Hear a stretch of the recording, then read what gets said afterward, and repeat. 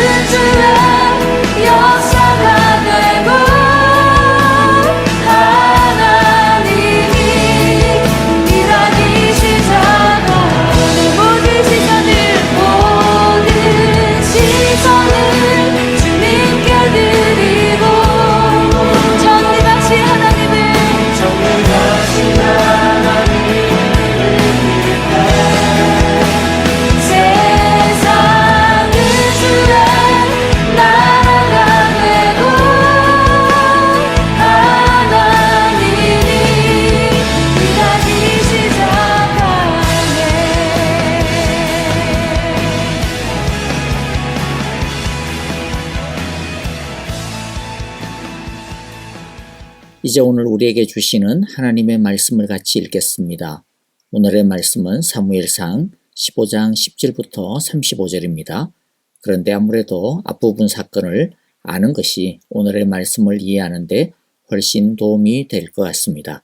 그래서 1절부터 다시 한 번 더 읽어보도록 하겠습니다. 제 목소리보다는 멋진 성우들의 목소리와 함께 같이 읽도록 하겠습니다. 영상이지만 한 절씩 교도하겠습니다. 15장 1절 읽겠습니다. 사무엘이 사울에게 이르되 여호와께서 나를 보내어 왕에게 기름을 부어 그의 백성 이스라엘 위에 왕으로 삼으셨은지 이제 왕은 여호와의 말씀을 들으소서. 만군의 여호와께서 이같이 말씀하시기를 아말렉이 이스라엘에게 행한 일, 곧 애굽에서 나올 때에 길에서 대적한 일로 내가 그들을 벌하노니 지금 가서 아말렉을 쳐서 그들의 모든 소유를 남기지 말고 진멸하되 남녀와 소아와 젖먹는 아이와 우양과 낙타와 나귀를 죽이라 하셨나이다. 사울이 백성을 소집하고 그들을 들라임에서 세어보니 보병이 20만 명이요 유다 사람이 10,000명이라. 사울이 아말렉 성에 이르러 골짜기에 복병시키니라. 사울이 겐 사람에게 이르되 아말렉 사람 중에서 떠나가라. 그들과 함께 너희를 멸하게 될까 하노라. 이스라엘 모든 자손이 애굽에서 올라올 때에 너희가 그들을 선대하였느니라. 이에 겐 사람이 아말렉 사람 중에서 떠나니라.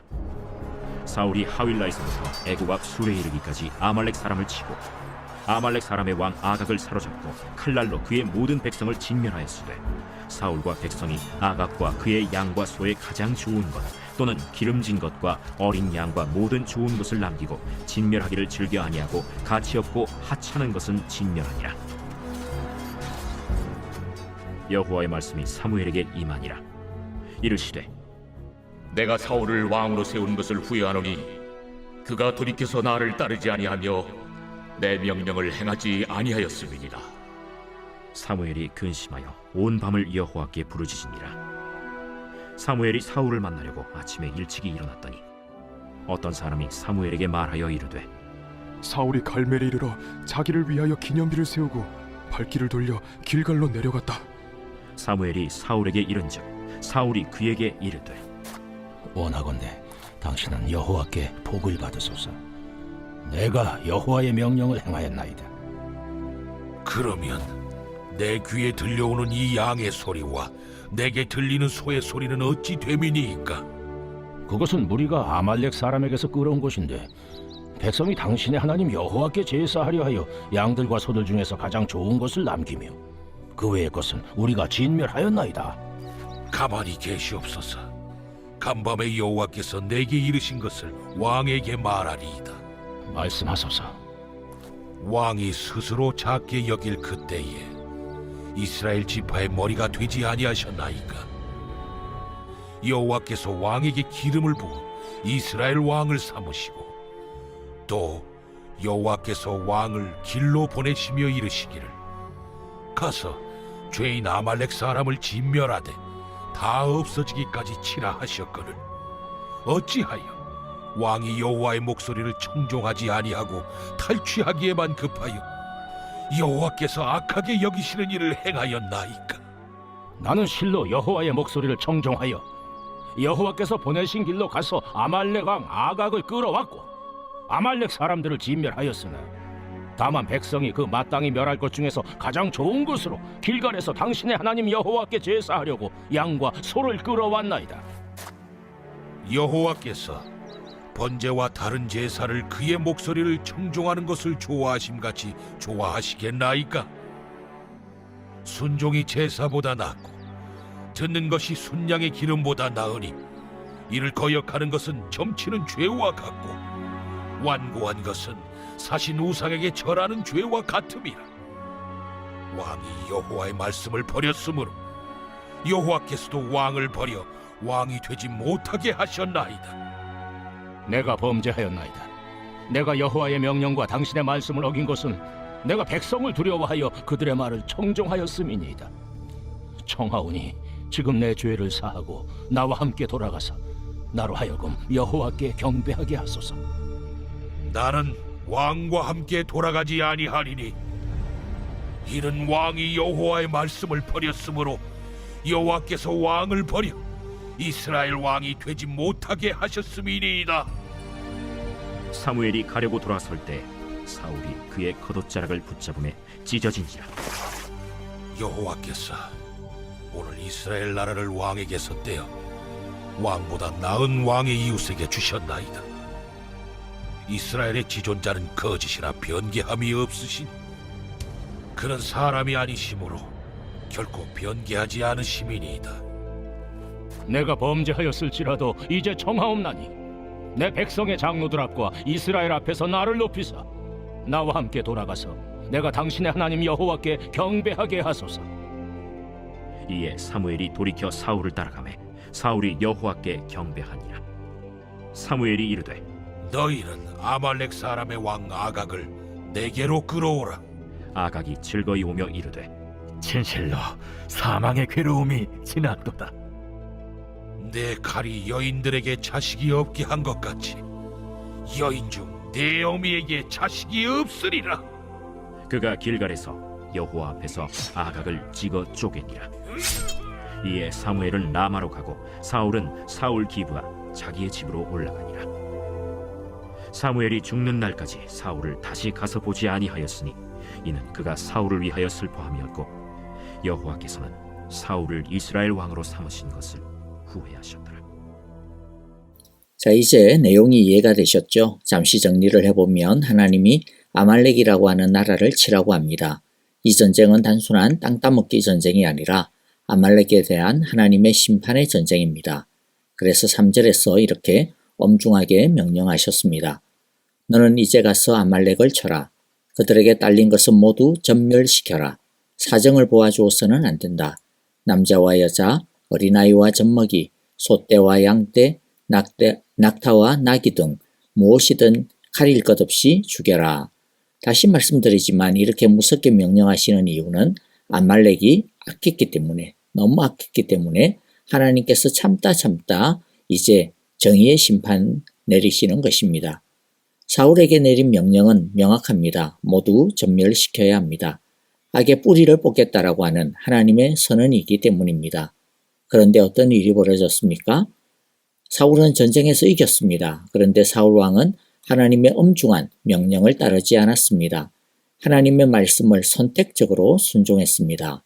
자, 그래서 9절에 보니까 그러나 사울과 그의 군대는 아각뿐만 아니라 양떼와 소떼 가운데서도 가장 좋은 것들과 가장 기름진 짐승들과 어린 양들과 좋은 것들은 무엇이든지 모두 아깝게 여겨 진멸하지 않고 다만 쓸모없고 값없는 것들만 골라서 진멸하였다. 자, 여러분은 어떻습니까? 사울의 이 행동에 대해 여러분은 어떤 느낌, 판단이 드십니까? 사울의 이 행동은 실용적인 관점에서 보면 상당히 합리적입니다. 양이나 소가 무슨 악을 행한 것도 아니고 그것을 가져다가 불리면 대신 얼마나 큰 도움이 되겠습니까? 사울의 이러한 행동에 대해 옹호하고 싶은 마음이 드신 분들 혹시 있는지 모르겠는데요. 이제 큰일 났습니다. 왜냐하면 하나님이 사울의 이 행동에 대해 너무나 크게 실망하였고 심지어 왕으로 세운 것을 후회하시기까지 하셨으며 결국에는 사울을 버리기로 결정하시기 때문이죠. 자, 먼저 11절에 보면 하나님은 사울을 왕으로 세운 것을 후회하신다라고 하십니다. 35절에서도 다시 후회하신다라고 하는 표현이 나오죠. 여기서 좀 의아스러울 수 있습니다. 아니, 어떻게 하나님이 후회를 하실 수가 있지? 라고 하는 것이죠. 하나님은 영원하신 분이시기 때문에 그 지식과 지혜도 영원하신데 그러면 하나님은 처음부터 마지막을 다 한순간에 이미 알고 계신 것 아닌가? 하나님의 판단은 빈틈이 없으신데 아니 어떻게 그런데 하나님이 후회하실 수가 있으시지? 하나님은 사울이 이런 사람이라는 것을 모르셨다라는 것인가? 하나님은 사울이 이렇게 될 줄 모르셨다는 걸까? 하나님도 그러면 믿는 도끼에 발등을 찍히기도 하시는 건가? 라고 하는 그런 생각이죠. 성경에 보면 가끔 하나님이 후회하신다라고 하는 표현과 같은 것들이 등장을 합니다. 자, 그러면 그러면 하나님이 이렇게 될 줄 모르셨던 것일까요? 하나님의 계획과 판단에도 오류가 있는 것일까요? 결론부터 말씀드리면 그런 뜻은 아닙니다. 하나님의 지혜가 완전하지 않다거나 하나님의 판단에 허점이 있다라고 하는 말이 아닙니다. 하나님이 후회하셨다라고 하는 이러한 표현을 우리는 신인동형적 표현이다. 그렇게 이름을 붙입니다. 하나님의 이 마음과 감정을 우리는 정확하게 표현할 길이 없습니다. 왜냐하면 하나님은 영원하시고 광대하시고 하나님은 사랑이시기 때문입니다. 유한한 인간이 무한한 하나님을 유한한 인간의 표현으로 설명하는 것은 불가능합니다. 그저 우리 인간들이 이해할 만한 말로 표현할 수밖에 없습니다. 하지만 하나님의 그 마음을 우리 인간의 말로 표현할 수밖에 없다라고 하는 한계가 있습니다. 자, 그러니까 여기서는 이렇게 일단 정리를 합니다. 하나님이 후회하셨다라고 해가지고 진짜 우리가 후회하는 것처럼 후회하셨다. 뭐 그런 뜻은 아니라는 것이죠. 물론 하나님이 안타까워하시고 하나님이 아파하시는 것은 분명히 있습니다. 그러나 우리의 뜻, 우리의 어떤 이해로, 우리의 어떤 느낌으로 우리가 하는 그런 방식으로 후회하셨다라고 하는 것은 아니다. 하나님의 어떤 마음을 지금 표현하고 계시다라고 하는 것으로 일단 정리를 하도록 하면 좋겠습니다. 자, 그리고 하나님이 사울이 이럴 줄 모르셨다는 거냐라고 하는 질문에는 하나님은 사울의 연약함을 아셨습니다. 하나님은 우리의 연약함을 아십니다. 그럼에도 불구하고 하나님은 사울을 선택하셨고 왕으로 세우셨고 하나님의 사명을 맡기셨고 사용하셨습니다. 하나님은 연약한 우리를 선택하시고 사용하십니다. 그리고 믿습니다. 맡기십니다. 자, 그런데 이것을 또 이렇게 오해하면 안 되는데요. 그러면 하나님은 잘하지도 못할 줄 뻔히 알면서도 선택하시고 맡기셔가지고 나중에 우리가 잘못하면 그걸 또 꼬투리 잡아가지고 막 우리를 혼내키시고 그런 것 아니냐, 그런 그림으로 오해하시면 안 됩니다. 하나님은 우리에게 완벽함을 요구하시지 않습니다. 하나님이 사울에게 원하셨던 것은 무엇이었습니까? 17절에 보니까 딱 하나였습니다. 임금님이 스스로를 하찮은 사람이라고 생각하시던 그 무렵에 주님께서 임금님께 기름을 부어 이스라엘의 왕으로 세우셨습니다. 그래서 임금님이 이스라엘 모든 지파의 어른이 되신 것이 아닙니까?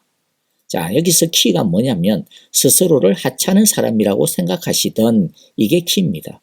사울이 왕이 된 유일한 이유가 있다면 스스로를 하찮은 사람이라고 자신을 낮춘 것입니다. 이것은 자기 비하가 아닙니다. 처음부터 끝까지 하나님만 의지하는 태도를 말합니다. 하나님은 우리가 한 번도 실수하지 않고 실패하지 않기를 요구하시는 것이 아닙니다. 실수하고 실패해도 자신이 하찮은 사람인 줄 알고 자신의 하찮음을 가지고 하나님께 나와서 고침을 받는 것을 원하십니다. 자기 생각, 자기 뜻, 자기 마음대로 행하는 것이 아니라 자신이 하찮은 사람인 줄 알고 아무리 사소하고 작은 것이라 하더라도 오직 하나님의 뜻을 구하고 하나님의 도우심을 구하고 하나님의 능력을 구하고 하나님의 말씀대로만 행하려고 애쓰는 것을 원하십니다. 하나님은 사울이 우리가 잘나서 선택하신 것이 아닙니다. 은혜로 불러주신 것입니다. 우리가 구원받을 수 있는 근거를 우리 자신에게서 죽으라고 찾는다면 그것은 딱 한 가지밖에 없다라고 저는 생각이 드는데요. 사실 그것은 우리의 근거는 아닙니다. 그러나 한번 그렇게 생각해 보자라는 거죠. 그것은 우리가 우리의 스스로의 힘으로는 구원받을 자격도 없고 구원받을 만한 일을 할 수 있는 능력도 없는 철저하게 부패하고 철저하게 타락한 죄인인 줄 알고 필접한 존재인 줄을 알고 하찮은 존재인 줄을 알고 우리의 모든 조건을 다 내려놓고 완전히 먼지가 되어 오직 하나님의 은혜와 자비와 사랑만을 의지하고 붙들었다라는 것. 이게 믿음이거든요. 이 믿음 하나밖에 없다라는 거죠. 하나님은 우리의 이러한 불완전함과 연약함을 아시는데도 불구하고 우리를 선택해 주시고 우리를 믿어 주십니다. 이것은 사실 이해할 수 없는 것입니다. 예수님은 버림받으실 줄 아심에도 불구하고 제자들을 선택하시고 3년을 품으셨습니다. 배신당할 줄 아심에도 불구하고 가룟 유다를 제자로 품어주셨습니다. 그리고 끝까지 사랑하셨습니다. 끝까지 참아주시고 용납해주시고 기다려주셨습니다. 어떻게 그럴 수가 있냐? 말이 안 된다 이건. 이렇게 말할 수 있습니다. 맞습니다. 그럴 수 없는 일입니다. 그런데도 불구하고 주님은 우리를 자녀로 받아주셨습니다. 말이 안 되는 거 맞습니다. 그런데 우리가 그런 말도 안 되는 사랑과 은혜를 받은 것입니다. 그 말도 안 되는 사랑, 도무지 납득이 안 되는 은혜, 말로는 도무지 설명할 수 없는 자비하심이 하나님이 우리를 대하시는 마음이요 사랑입니다. 우리가 이런 사랑을 받고 살고 있는 것입니다. 이런 사랑을 받으면 그러면 어떻게 해야 인간이라고 할 수 있을까요? 부르신 분께 전적으로 순종해야 하지 않겠습니까? 하나님이 사울에게 오늘 지적하는 것이 무엇입니까? 제대로 믿어야지 라고 하는 것입니다. 그런데 사울은 지금 어떻게 하고 있습니까? 먼저 사울은요, 하나님의 뜻과 말씀을 자기 식대로 바꿔버렸습니다. 자기에게 좋은 것은 더 부풀리고 자기가 하기 싫은 것은 빼버렸습니다. 사울은 그래 놓고도 자기는 순종했다라고 우깁니다. 20절에 사울이 사무엘에게 대답합니다. 나는 주님께 순종했습니다. 주님께서 보내시는 대로 전쟁터도 나갔고요. 아말렉 왕 아각도 잡아왔고요. 아말렉 사람도 다 진멸했습니다. 21절 다만 우리 군인들이 전리품 가운데서 양떼와 소떼는 죽이지 않고 길갈로 끌어왔습니다. 그러나 그것은 예언자께서 섬기시는 주 하나님께 제물로 바치려고 진멸할 짐승들 가운데서 가장 좋은 것으로 골라온 겁니다. 그러니까 사울이 말하는 순종은 뭡니까? 100% 순종이 아닙니다. 가려서 하는 순종, 선택적인 순종입니다. 자기가 하고 싶은 것을 하고 자기가 하기 싫은 것은 안 하는 순종이죠. 뭐 이걸 순종이라고 할 수 있는지 모르겠습니다만은 뭐 사울은 그렇게 이것도 자기는 순종했다라고 스스로 믿고 있습니다. 그런데 이게 사울에게만 있는 모습입니까? 사실 우리 속에도 이런 사울의 모습이 얼마나 많이 있습니까? 선택적인 순종, 달면 삼키고 쓰면 뱉어버리는 반쪽짜리도 안 되는 순종. 여러분, 하나님의 말씀에 대한 우리의 태도는 어떻습니까? 순종은 100%여야 하는 것이지 99%도 아니라고 하는 것을 다시 한번 우리 마음에 새기기를 바랍니다. 제가 이런 말씀을 드리는 것은요, 제가 뭐 완벽하게 잘하기 때문에 이런 말씀 드리는 게 아닙니다. 저도 부족하고 못났습니다. 저도 선택적인 순종을 할 때가 많습니다. 그러나 아무리 우리가 그렇게 부족하고 또 선택적인 순종을 한다 할지라도 그게 우리의 모습이라 하더라도 우리는 100% 순종을 항상 목표로 삼아야 합니다. 그래서 우리가 그렇게 살자라고 하는 것이죠. 그리고 또 사울이 착각한 것이 무엇입니까? 업적을 세우면 최고다. 업적을 세우면 하나님이 좋아하실 거다라고 하는 착각이었습니다. 사울이 매 말씀을 따르지 않고 살려왔습니까? 아각을 살려온 것은요, 자신의 힘을 과시하기 위함이었습니다. 짐승을 살려온 것은 그 살려온 그것을 통해 가지고 더 큰 이익을 얻으면 그게 더 좋은 것 아니냐라고 하는 것이었죠. 그러나 하나님이 원하시는 것은 업적이 아닙니다. 하나님을 위해서 우리가 뭐 대단한 것을 아무리 많이 해봐야 그게 하나님에게 뭐 얼마나 대단한 것일까요? 우리가 착각하고 있는 게 바로 이겁니다. 하나님은 그런데 완전하십니다. 하나님은 온 세상, 아니 온 우주의 주인이십니다. 그런 그분께 우리가 이룬 엄청난 업적이라고 해봐야 우리가 보기에는 뭐 대단한 것이겠죠. 그러나 하나님의 나라에서는 티끌의 점만큼도 안 되는 것들이라는 것이죠. 물론 수고는 귀한 겁니다. 하나님이 그 수고 귀하게 받아주십니다. 그러나 하나님께서 정말로 원하시는 것은 하나님을 사랑하는 것입니다. 하나님을 존귀히 높이는 것입니다. 어떤 것이 하나님을 사랑하는 것입니까? 하나님을 존귀히 높이는 것이 어떤 것입니까?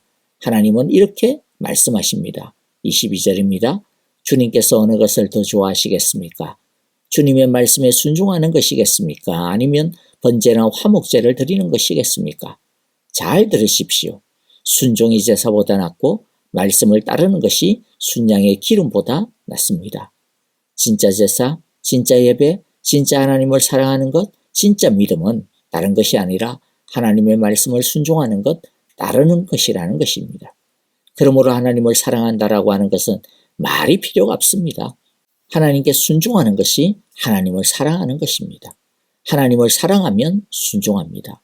하나님을 믿는다? 말이 필요 없습니다. 하나님을 믿으면 순종합니다. 하나님께 순종하면 그것이 믿는 것입니다. 진짜 예배가 무엇입니까? 진짜 찬양이 무엇입니까? 진짜 기도가 무엇입니까? 순종입니다. 그리고 주님은 이렇게 이어서 말씀합니다. 거역하는 것은 점을 치는 죄와 같고 고집을 부리는 것은 우상을 섬기는 죄와 같습니다. 임금님이 주님의 말씀을 버리셨기 때문에 주님께서도 임금님을 버려 왕이 되지 못하게 하셨습니다. 정말 어마무시한 말씀입니다. 이 말씀을 있는 그대로 받아들이셔야 합니다. 우리는 말씀에 순종하지 못하는 것을 뭐라고 이야기해요? 연약해서 그렇지 뭐 실수야. 안타까워. 이렇게 표현할 때가 많지 않습니까? 그런데 오늘 말씀은 뭐라고 말씀하시죠? 순종하지 않는 것은 무엇과 같다라고 하십니까? 점을 치는 것과 같다. 우상을 섬기는 죄와 같다라고 합니다. 그리고 순종하지 않으면 어떻게 됩니까? 말씀을 버리면 하나님의 은혜와 사랑과 축복도 버려집니다. 여러분, 이것은 진짜 중요한 축복의 원리입니다. 이 말씀을 우리가 꼭 기억하기를 원합니다. 말씀을 마무리합니다. 긴 말 하지 않겠습니다. 순종이 진짜 예배입니다. 말씀을 따르는 것이 진짜 기도입니다. 순종할 때 축복이 떠나지 않습니다. 말씀을 버리면, 순종을 버리면 은혜도 축복도 떠나갑니다. 여러분, 우리 모두 하찮은 우리를 하나님의 자녀로 삼아주신 하나님의 그 사랑에 날마다 감사를 드리며 말씀에 100% 순종하기에 열심을 다하는 우리 모두가 되시기를 간절히 기도합니다. 그리하여 하나님의 사랑과 은혜와 평안과 축복을 날마다 더 풍성히 누리는 귀하고 복된 인생을 살아가시기를 간절히 기도하며 축복합니다. 아멘. 자, 이제 오늘의 말씀 우리 마음 가운데 새기면서요, 우리 찬양하면서 오늘의 말씀 가지고 우리 회개할 것 회개하고 결단할 것 결단하며 또 순종할 것 순종하는 그러한 기도 드리기를 원합니다. 여러분들 우리 튀르키예와 또 시리아 거대한 지진으로 인하여서 고통당하고 있는 그 땅을 여러분들 생각하시면서 우리 함께 기도했으면 좋겠습니다. 선교사님들을 위하여 기도해 주시고요. 또 우리 아프신 성도님들, 특히 우리 지수영 집사님 암 치료를 위하여 기도해 주시고요. 연루하신 우리 성도님들, 양로원에 계신 우리 성도님들께 하나님의 은혜와 귀한 사랑들이 날마다 풍성히 임하기를 우리 함께 기도하겠습니다. 함께 찬양 드리며 기도합니다.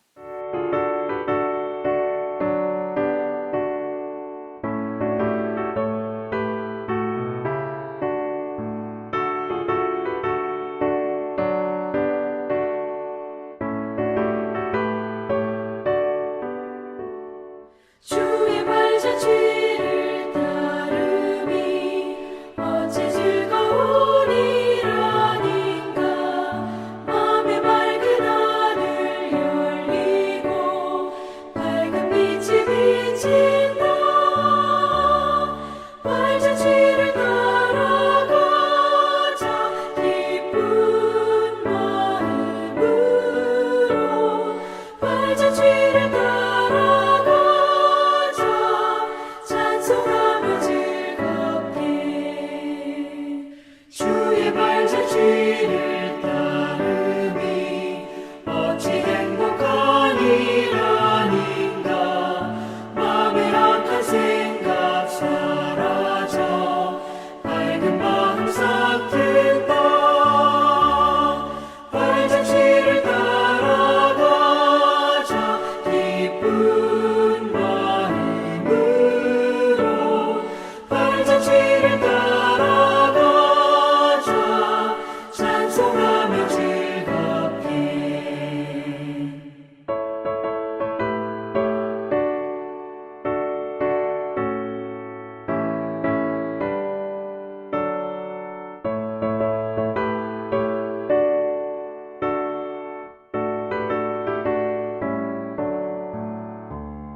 주의 발자취를 따름이 어찌 든든한 일 아닌가.